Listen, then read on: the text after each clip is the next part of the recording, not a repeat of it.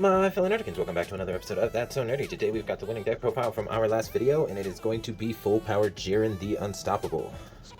This is a set 9 leader, so just before the Unison Warrior block came out. But there, with all the Universe 11 stuff that's come out, it's actually it's a fun deck. It's not anything that's going to blow anyone's mind, but in a best of one format, it's definitely going to put in work. But on the front side, when you swing, you choose one life. It's not optional. You got to take a life, and then you can either draw a card and give this card 5,000, or play a 2-drop or less Universe 11 card from your hand, which is usually what you're going to do. And since this is an older leader, it doesn't have a secondary awaken. It just awakens at 4 or less life, and it is a hybrid leader, so it's going to untap 1 energy and draw a card. And then on this side, when it swings, you get to draw a card, give this card plus 5k attack, and then it's got an activate battle, which comes in clutch. That if you take a life and add it to your hand, as long as you have a Universe 11 card on the battlefield, you will no longer take any damage for that turn. At least your leader, anyway. Obviously, they can still swing into your Unison and things like that, but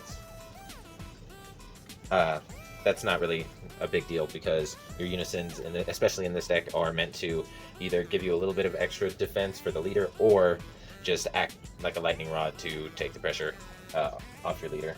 But we are running 4 copies of Super Saiyan Gogeta Dynamic Unison, because if you tap out all your energy, your leader gets a plus 5k boost, and if your opponent plays an extra card, you get to add a marker to it.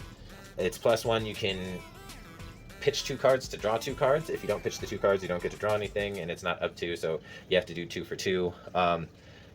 Depending on which boss card you're trying to run into, that actually can be very useful, because one of the boss cards in this deck, you need 9 Universe 11 cards in your drop area, which isn't that hard to do. But if your opponent lets this Unison be and just continues to try and swing into you, or if you're able to protect this Unison, we're playing 2 copies of the SS2 Gohan Unison. Everybody knows what this one does. It's the Empower Unison, board wipes, or it KOs battle cards in rest mode, ignoring barrier for each Unison in your drop area when it comes into play. +1 to draw a card, and then the -3 gives it and your leader plus 5k until the end of your opponent's next turn. And it's also gives it triple attack, and then it's 20k, and it also has blocker. It just does everything that you want it to do in this deck. Alright, moving into the battle card package, we're running 4 copies of Casserole the Slash Striker. He is going to help you search out your Universe 11 cards, as well as a 2-drop Unison. He does not, however, search out the boss card. The Unison has to be a specified 2, and then Universe 11 has to be 4 or less, which is every Universe 11 card in this deck except for the boss cards. And I mean, that's not that big of a deal, because with how much you can filter through this deck, it actually, you're going to draw into one of your boss cards, because you have 2 different paths to go on. And then it's got a second auto that when this card is switched to rest mode by one of your skills, choose up to one of your opponent's battle cards with an energy cost of 4 or less and switch it to rest mode. So that's useful, if I were to be playing the Vegeta Unison of Fury, which, I mean, is still a really good Unison, but I just like this build a little bit more, especially with the amount of control that I can just really apply with the leader in itself, plus the negates and everything, and the defensive abilities of the cards. So we're going to talk about one of the most important cards in the entire deck, and that's going to be why we run it at 4 copies, but it's Kunshi Threaded Energy. The reason he's so important is because he gives all of your 2 or less Universe 11 cards barrier.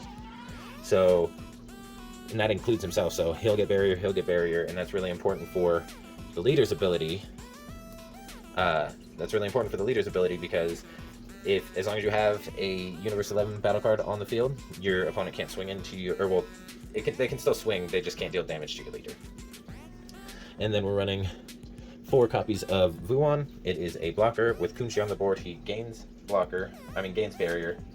And then the second most clutch card of our Universe 11 package is going to be Hero Combination Zoiray, and that's because he is also a blocker, but he has a permanent that once per turn he can't be KO'd in battle.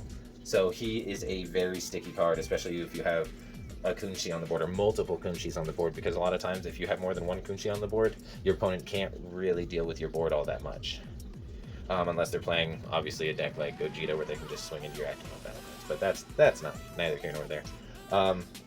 Running 4 copies of Binary Blade Casserole, another card that gains barrier under Kunshi, and what he does is he, when he's played or placed in the drop area by a skill, choose up to one of your Universe 11 cards with an energy cost of 1 from your deck and play it with its skills negated for the turn. So that's a way to, if you don't have a Kunshi in your hand, that's a way to cheat a Kunshi out. And then we're playing a one of, I mean, it also cheats out all the other blockers, but I mean, it's really your prerogative on what you're going to search out at that moment in time.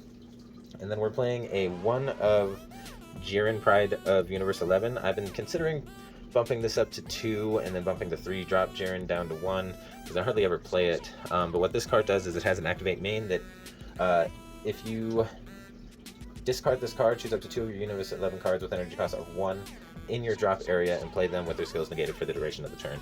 So if you've used your Vuon's blocker, if a Kunshi's been killed, like, you can just pitch this Jiren and just play 2 1-drops from your drop area. It has its utility, but it's not super important. There's no real big wow factor with it. I've only used it a couple times, and it was just kind of more spreading it on thick in order, just in case like my final push didn't go through. But my final push did end up going through, so it didn't matter. Super combo is the Krillin super combo, because I mean, we can't awaken until 4 life anyway, so we might as well run the bottom deck draw 2 super combo. And then the 3-drop Jiren that I was just talking about is Jiren Righteous Leader. So what this does is it has deflect, so it's gonna hit the board, but doesn't matter if this one hits the board or not, because you just pitch it from your hand. But Jiren Righteous Leader, what he does is for 3 energy, when you play this card from your hand, choose up to 2 of your Universe 11 cards from your hand or drop area with different names and energy cost of 2 or less, and play them with their skills negated for the duration of the turn. So that's why I'm having trouble debating on if I want to run him at 1 and this one at 2, because this guy can bring Zoirei back where he cannot bring Zoirei back, I believe. Yeah, he cannot bring Zoirei back, and Zoirei is such a pivotal piece of this deck that, like, he really needs to be able to be retrieved. So that's kind of why I've stuck with the 2 copies of the Jiren, but it's tough. And then we're running 4 copies of Riposte because it's yellow and we run enough extra cards to do it. We're running 2 Cooler Counter because it's yellow and it's just too good not to. Alright, we're gonna now talk about the first path of our boss cards. So, since we do have 2 different boss cards, this one is really degenerate, and I mean, so is the other one, but they both take a lot of setup, and if the setup for one gets foiled, you can almost kind of guarantee that you'll be able to hit the other one, which is kind of why I'm running both of them. But the first one is 2 copies of Absolute Justice Jiren. He is a 10 cost, but for every Universe 11 card that I have on the battlefield, he costs 1 less, so he can reduce himself down to 5 energy. He's a 35k quadruple strike, and when he's played, you get to choose all of your opponent's battle cards and energy in rest mode and place them in their drop area. So you can just really cripple a deck with that, especially if it's a deck, if they completely tap themselves out because they were banking on their free counters to be able to pull them out of the hole. He can just really make that hurt. And like I said, it's just a degenerate card, and it makes it really easy to just... Oh, and he's a quadruple striker. I don't remember if I said that or not, but yeah, but he's also a quadruple striker. So there's also that. Just a dirty card. And then if you're not able to make your way into that Jiren, your next option is Jiren Universe's Strongest. This is a 40k with deflect, also has quadruple strike, and this one, when it becomes a 6-drop when you have 9 or more Universe 11 cards in your drop area, and that's really easy to do, honestly. Like, especially if your opponent does have a way to just wipe your board. then getting 9 in your drop area is really not that hard, especially since you have to pitch this card. That was another reason why I was thinking about maybe bumping him up, because he's just a pitch target, but at the same time, like, I want to be able to possibly go into both Jirens. But he's also got a permanent that during battle with this card, your opponent can't activate counters or blocker. So you drop him for 6 energy, swing, your opponent has to combo out if they don't want to take the quad strike, which is usually a kill shot. A 40k quad strike is usually pretty close to game. And if it's not, the best part about this deck is either way, whichever path you take to go your boss card route, it still gives you super easy access to your SCR, which is just so degenerate because you can successor for 1 card, play him out, rip 3 cards from your opponent's hand, and then by that time, because they had to combo so much to try and get out of this attack here, they probably only have anywhere between 2 to 5 cards in their hand anyway, depending on what deck they're playing and how much draw power that deck had. But now they've got to deal with another 40k dual attack quad striker. Just disgusting. And it feels so good when you're able to get that attack off.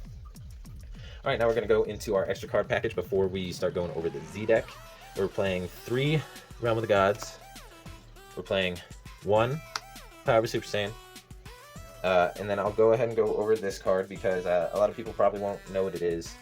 It is Spirit Fist. It is a counterplay. It essentially is a prideful transformation, but also it's got an activate battle on your turn, which is actually why I'm going to be swapping this card out. The only reason I'm showing it now is because this is the deck that I played in the gameplay video, so I wanted to showcase how the deck was played, but I will have the updated deck list posted down in the description because there's just a couple other cards that would be more beneficial to run. But like I was saying, it's got an activate battle that during your turn you can give your leader card or unison card.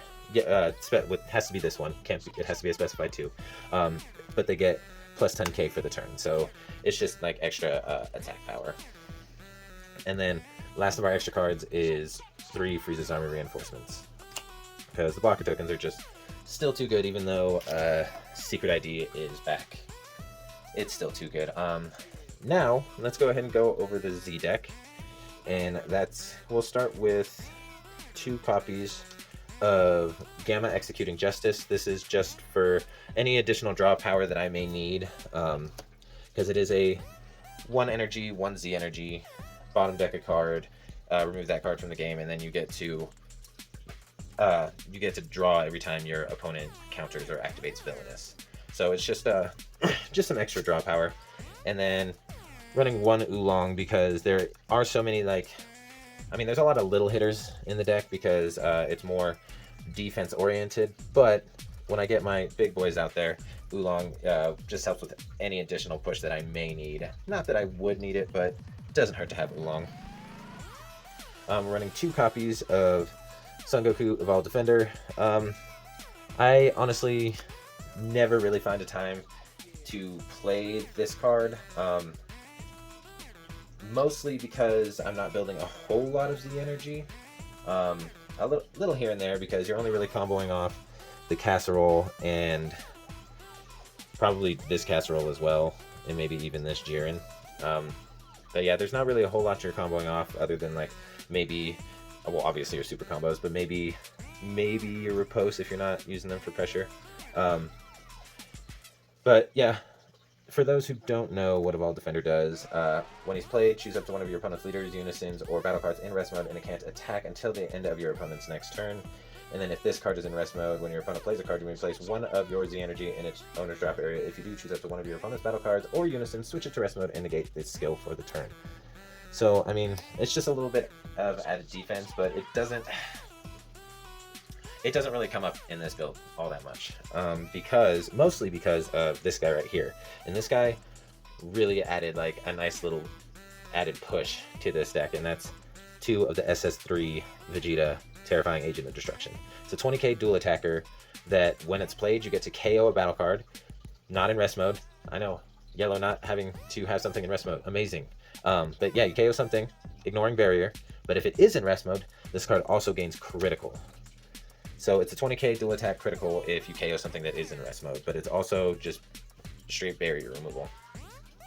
So that is the deck profile, and like I said, I am going to be posting the updated list, or the link to Deck Planet for the actual list that this would be running in, I would say, a more competitive build, because I am probably going to be changing, probably only run one of the Gohan Unison, swap this out probably for either Final Flash, maybe a couple copies of Tyrannical Blow and a Final Flash. Yeah, there's definitely a few things that I'm going to be changing up. But if you like what you saw, go ahead and smash that like button, comment, and subscribe. Any advice that anyone may have, go ahead and lay it on me. I'm always open to criticism, because I mean, who's perfect at building these decks? And everybody can overlook something. But y'all have a good night and stay nerdy.